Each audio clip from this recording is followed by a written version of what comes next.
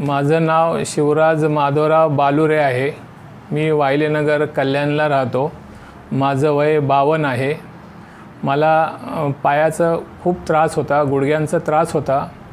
तर ते मी स्टार्टिंगला मुलुंडला एका मोठ्या डॉक्टरकडे गेलो। त्या डॉक्टरांनी बघितलं मला, सांगितलं की तुमचं ऑपरेशन करावं लागेल। त्यावेळेस मी विचार केला की ऑपरेशन करायचं की नाही करायचं।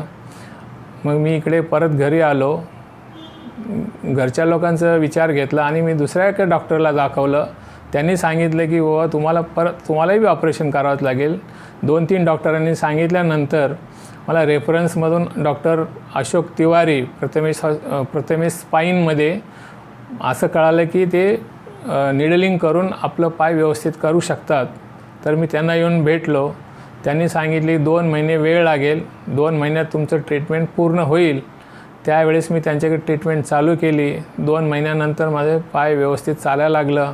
आता मला कुठल्याच गोष्टीचा त्रास नाही आहे।